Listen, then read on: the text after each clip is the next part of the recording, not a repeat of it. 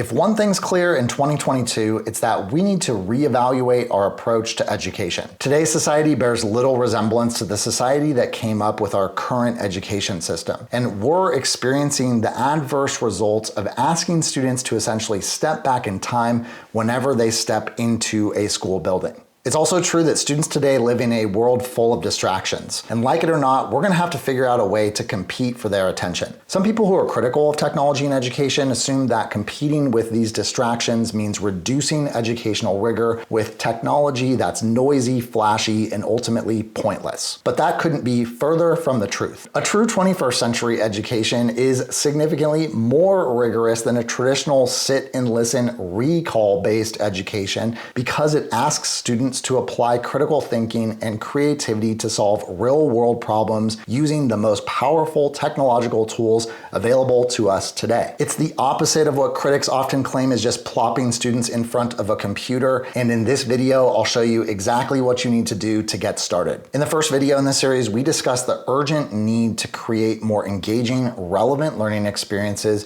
that cultivate self-directed learners, not just for students' benefit, but also yours, because we know that when students are engaged and invested in their learning, your feeling of satisfaction and connectedness to the whole reason you got into teaching in the first place improves dramatically. In that video, I also argued that universal design for learning offers the clearest vision for how we can actually go about creating these kinds of learning experiences. Be sure to check that video out if you haven't already. The link is in the video description. And in this video, I'll show you a first step that you can take toward implementing universal design for learning in your classroom. But first, I want to clarify that the reason I think universal design for learning has the power to transform education is because it acknowledges a fundamental flaw in our current approach: one size fits all education. Think about it. Have you ever once stepped into a classroom at the beginning of the year to face a room full of students who were all alike? Of course not. No one has. Students learn at different paces. They have different skill sets. They need to express themselves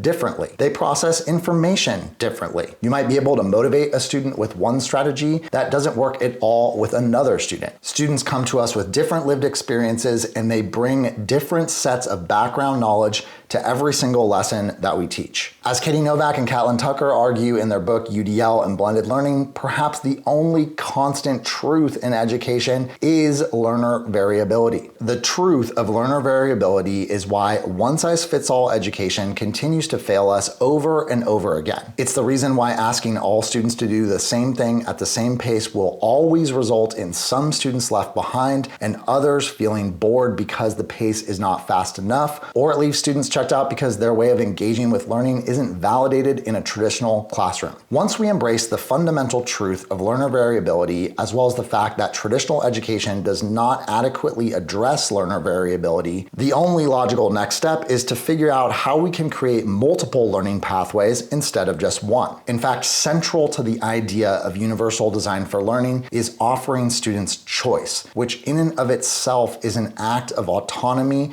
and self-directed learning. And one of the easiest ways to offer students choice is by giving them a choice board. If you're new to choice boards, the idea of allowing students to choose can feel like a loss of control. At least I know that's something that I was afraid of at first. There are all kinds of really complex, interesting ways that you can incorporate choice, but if you're just getting started, I'd recommend that you create choice boards that allow students to choose based on a single learning variable. I'll show you some examples here of different choice boards, and each one's going to increase just a little bit in difficulty in terms of the skills and knowledge you would personally need to have in order to implement this type of choice board. I personally think that the easiest way to get started is by giving students a thematic choice board. In fact, this is also the first type of choice board that I used with my students. This works really well if you want to give students an extension or something that they would be doing after they've completed their main classwork. And the reason why it's really easy to get started with this type of choice board is because you can just put activities on it like read a book or draw a picture or write an appreciation letter for somebody in their life. Similarly, you could also create thematic choice boards more around the actual topic or subject that you're teaching. So for example, in this choice board, which is thematically about ancient Egypt, students were able to choose from some of these different subtopics about ancient Egypt also as an extension activity. And these topics were topics that we actually weren't going to be studying as part of our core curriculum. But if students wanted to go out and explore more and learn about them, then they had the opportunity to do that after they'd finished their main assignment. Notice how these choice boards incorporate images and text, which is also a UDL strategy to help create multiple ways of perceiving and accessing information. Thematic choice boards are a perfect way to get started. And when you're ready to take it to the next level, I'd recommend looking at how you can create a mode of learning choice board. A mode of learning choice board essentially just allows students to choose from how they would go about processing the new information that they're learning. So let's say, for example, that you are all studying climate change. You could create a choice board that looks like this, where students can choose whether or not they're going to watch a video, read an article, or listen to audio that's teaching them about the topic. And of course, you can include other resources on here as well. Of course, as the lesson designer, part of your responsibility is going to be to curate high quality, reliable resources for students. Now, if you just stopped here, then I'd say this is still relatively beginner level. But to make this type of choice board even more powerful, I'd recommend that you run each of these different resources through some sort of interactivity program so that you can add formative assessment questions to each one. Let me show you what I mean here. So let's say you find this YouTube video about climate change and you want to show it to students. Rather than just plopping in the link to that YouTube video, hop over to Edpuzzle, search for the video there, and I pretty much guarantee if it's an educational video, some other teacher has already created interactive questions for it